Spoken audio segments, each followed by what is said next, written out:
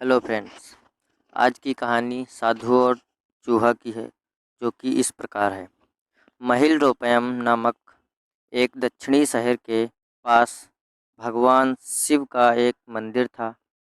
वहाँ एक पवित्र ऋषि रहते थे और मंदिर की देखभाल करते थे। वे भिक्षा के लिए शहर में हर रोज़ जाते थे और भोजन के लिए शाम को वापस आते थे।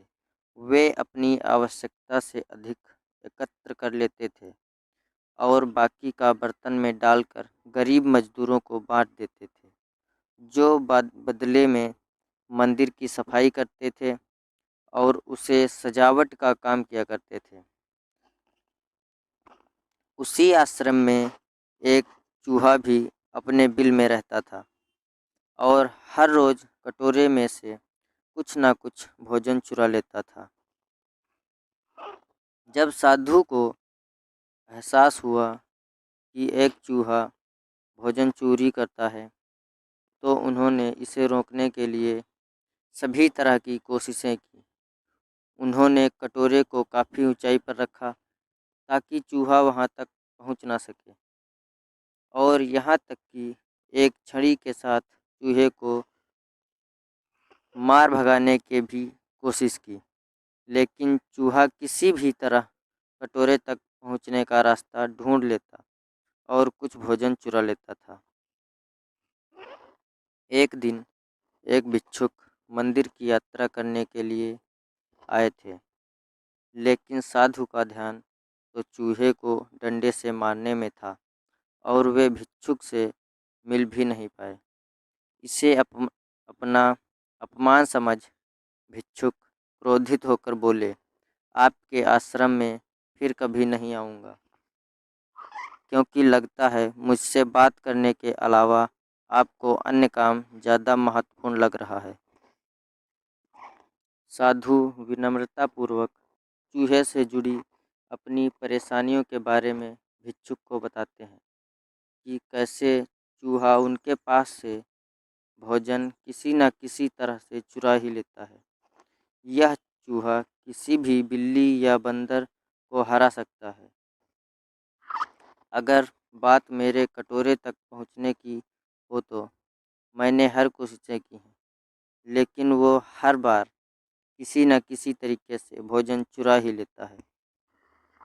भिक्षुक ने साधु की परेशानियों को समझा और सलाह दी। चूहे में इतनी शक्ति, आत्मविश्वास और चंचलता के पीछे अवश्य ही कुछ न कुछ कारण होगा।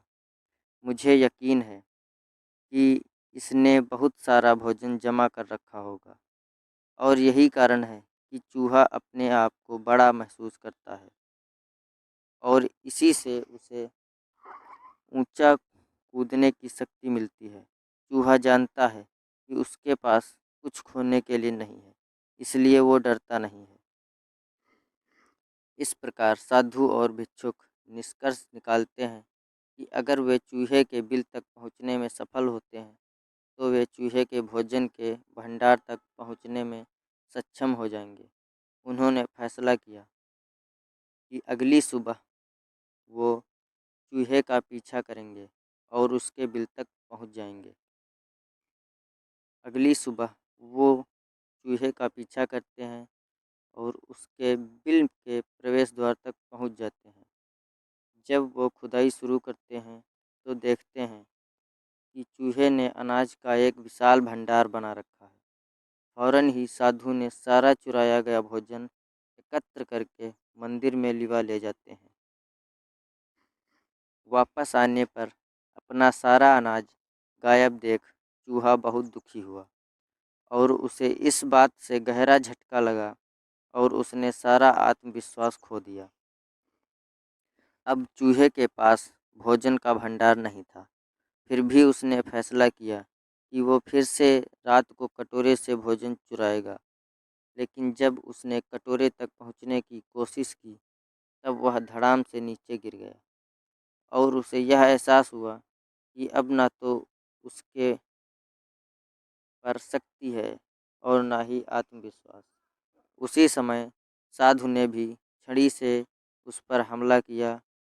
इसी तरह चूहे ने अपनी जान बचाई और भागने में कामयाब रहा और फिर वापस मंदिर कभी नहीं आया।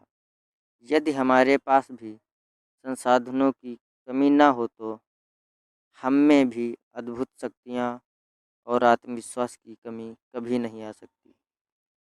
बस इतनी सी थी ये कहानी। अगर आपको कहानी पसंद